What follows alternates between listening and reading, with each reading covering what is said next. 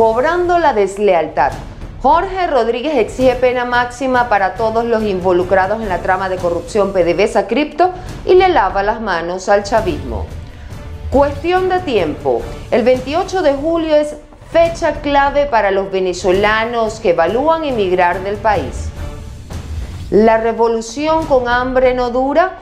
Venezuela en franco retroceso frente a los objetivos mundiales de nutrición. Jueves 2 de mayo del año 2024, amigos, bienvenidos a la emisión matutina de Noticias Impacto Venezuela. Soy Mildred Manrique. De inmediato vamos a revisar las informaciones más relevantes. 30 años de cárcel fue la pena que solicitó recientemente el presidente de la Asamblea Nacional, Jorge Rodríguez, en contra del exministro de Petróleo, Tarek El Aissami, y su presunto testaferro, el empresario Samark López. Ambos acusados no solo de corrupción en la trama PDVSA Cripto, sino también de conspiración política contra Nicolás Maduro. Y aunque El Aissami ocupó cargos importantes dentro del gobierno del fallecido presidente Hugo Chávez y del propio Maduro, Jorge Rodríguez niega que el chavismo tenga responsabilidad alguna en los hechos ocurridos. Taitir Calderón con el informe. El presidente de la Asamblea Nacional, Jorge Rodríguez, conformó una comisión especial para acompañar las investigaciones del Ministerio Público sobre la trama de corrupción PDVSA Cripto. Además, pidió que le establezcan una pena de 30 años de cárcel al exministro de Petróleo, Tarek El Aissami, y sus aliados en el desfalco a la nación cuando estuvo al frente de PDVSA. También reiteró que hay claras y firmes evidencias que vinculan a un sector de la oposición con la trama de corrupción PDVSA Cripto. Los barcos de gasolina era para agredir, para atacar, para violentar al pueblo de Venezuela. Cuando intentaron dañar la economía, el delincuente traidor, que ojalá y lo metan 30 años de cárcel al traidor de Samark López y 30 años de cárcel al traidor del Aissami. 30 años de cárcel. Pido que sea considerado por los tribunales de la República. Cuando manipulaban la economía, era para dañar el proceso de recuperación económica que había iniciado el presidente Nicolás Maduro. A mí me duele que todavía no hayamos logrado volver a poner tras las rejas a Leopoldo López, poner tras las rejas al asesino de Julio Borges, al extorsionador de Carlos Vecchio. Pero si algo ha demostrado esta revolución bolivariana y ha demostrado el presidente que más ha combatido la corrupción en la historia de esta república, es que cuando decimos que más temprano que tarde la justicia llega, es porque la justicia llega y la justicia llegará. Durante la sesión ordinaria del Parlamento, Rodríguez aseguró que en los gobiernos de Nicolás Maduro la Fiscalía General ha trabajado para detener a los corruptos. Condenó que algunos sectores del país afirmen que el chavismo es responsable de los hechos de corrupción. Con orgullo, me siento orgulloso de conocer y acompañar al presidente de la República Bolivariana de Venezuela, que más ha combatido la corrupción en la historia republicana, que no le ha temblado jamás el pulso, que jamás se ha detenido en mientes, que no se ha puesto a ver quién es militante de qué o quién es militante de dónde. Si eres un ladrón, vas preso. Por su parte, el vicepresidente del Parlamento, Pedro Infante, señaló que el hemiciclo está presto para apoyar a la Fiscalía en la investigación contra la corrupción en el país, caiga quien caiga. El diputado de la Asamblea Nacional por el intervenido Partido Acción Democrática, Ezequiel Pérez, acompaña a Luis Martínez en la carrera presidencial, pero considera que su candidatura debe revisarse en base a la intención del voto, pues algunas encuestas tienen como primera opción a Edmundo González Urrutia, el abanderado de la Plataforma Unitaria. Por ello, hace un llamado a toda la militancia de la Tolda Blanca a reflexionar sobre la verdadera unidad de las fuerzas opositoras del país. Marine Glot nos cuenta más. Amigos de Impacto Venezuela, el diputado de la Asamblea Nacional, secretario nacional agrario del Partido Acción Democrática, Ezequiel Pérez, señaló que 200 alcaldías se perdieron en el país y 18 gobernaciones por la desunión de los factores de oposición. Por ende, hizo un llamado urgente a la unidad total para lograr el triunfo el 28 de julio. Desde la propia sede del Partido Acción Democrática en Táchira, el dirigente nacional de la Tolda Blanca, también diputado Ezequiel Pérez, cuestionó la candidatura de la denominada Alianza Democrática. Fue enfático en señalar que sin unidad no hay vida. En Acción Democrática nosotros tenemos de candidato al compañero Luis Eduardo Martínez, bajo la dirección del compañero Bernabé Gutiérrez, pero somos conscientes de que se está recorriendo el país y si a lo último no nos dan los números, nosotros llamaremos y nos aliaremos a la unidad nacional. Es que debemos de pensar, y le hacemos un llamado aquí a la dirección nacional del partido, de que hay que ver con mucho clamor la necesidad del pueblo. No podemos ir nosotros pensando que yendo cada quien hacia el final vamos a triunfar. No, aquí hay que ver las encuestas, hay que ver los movimientos que se están haciendo. El diputado Adeco no teme represalia alguna del partido en su contra, pues considera que al elector se le debe hablar con la verdad y que sea él quien juzgue. Creo que no, porque soy un dirigente responsable y soy Adeco de cuna y no creo que eso suceda. Ahora, si llega a suceder, bueno, que sea lo que pase, pero sí creo que Acción Democrática necesita reflexión y que todos se vayan uniendo a este clamor nacional que es la unidad. Actualmente la candidatura del Adeco Luis Eduardo Martínez es apoyada además de Copey por Derecha Democrática Popular, dirigida por Luis Ratti, quien pidió hace algunas semanas al TSJ anular la tarjeta de la MUD. Marina Glod, Somos Impacto, Venezuela. Un estudio realizado por la consultora Poder y Estrategia revela que muchos venezolanos fijaron el 28 de julio como una fecha límite para tomar decisiones relevantes en sus vidas, como por ejemplo emigrar o permanecer en el país, siendo un 20% de ellos los que están dispuestos a buscar futuro en otras naciones si no se produce un cambio político en Venezuela. Yuri Karen nos amplía. Según Ricardo Ríos, presidente de la consultora, hasta hace 2 meses el 9% de los encuestados expresaba planes de abandonar Venezuela.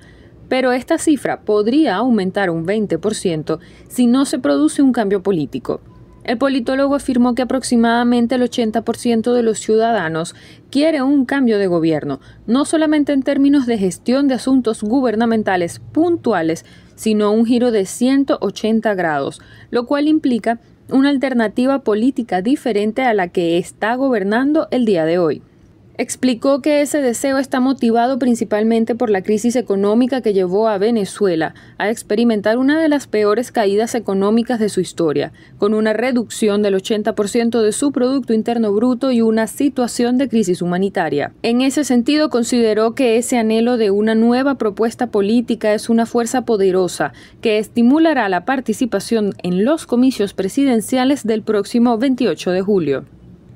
Y escuche bien. Desde el año 2012, Venezuela viene enfrentando un franco retroceso en los objetivos mundiales de alimentación debido a la errática política económica que implementa el gobierno nacional, que además ha generado un empobrecimiento de la población a tal punto que al menos 6 millones de venezolanos están enfrentando problemas de desnutrición y anemia.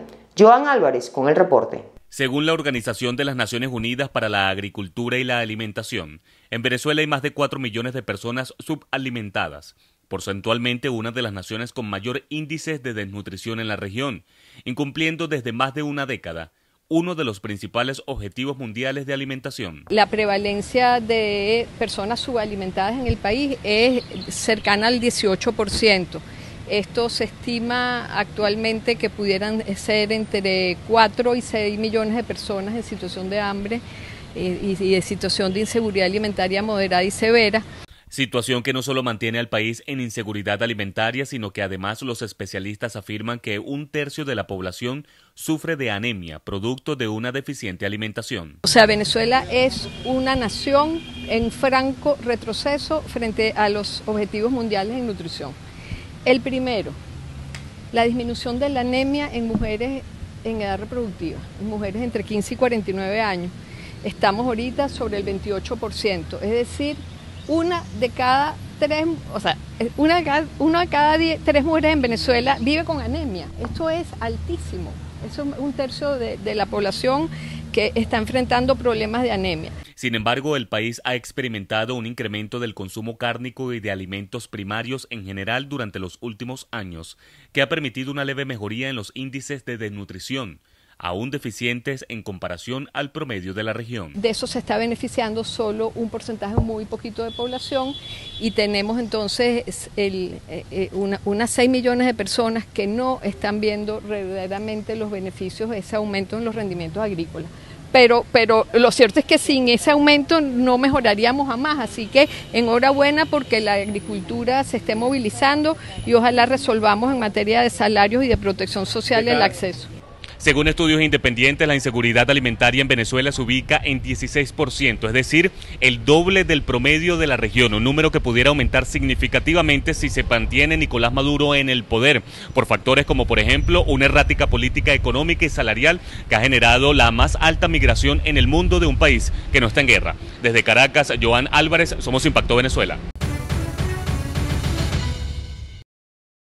Pasamos a nuestra pregunta del día. Recuerden, de lunes a viernes la pueden ubicar en todas nuestras plataformas digitales para conocer sus opiniones y poder interactuar con ustedes.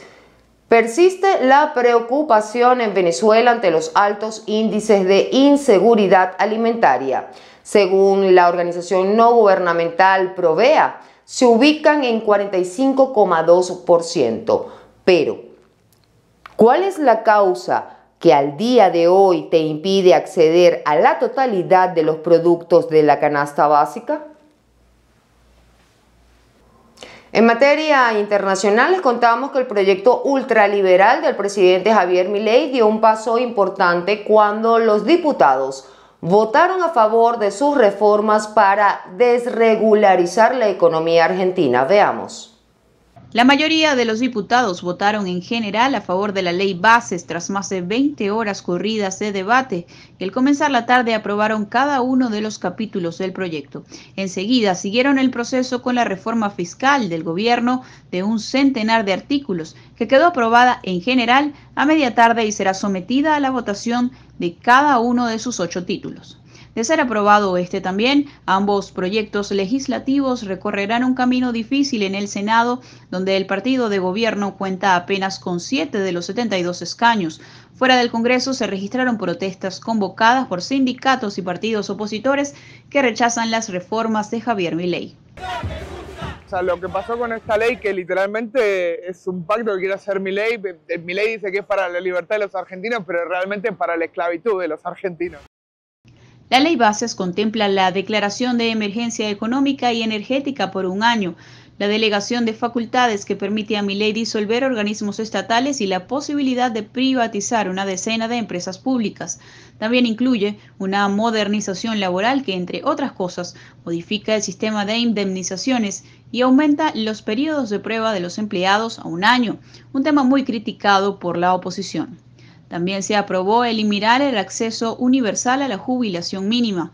Los centrales obreras llamaron a movilizarse el 1 de mayo por el Día del Trabajo contra el ajuste del gobierno, que ha implicado miles de despidos en el Estado en un contexto de inflación de casi 290% anual. También convocaron una huelga nacional para el próximo 9 de mayo. Y en nuestra sección de entretenimiento, después del éxito que han alcanzado desde los años 90, la comunidad 2.0 aclama por un concierto de Servando y Florentino en el Estadio Monumental Simón Bolívar.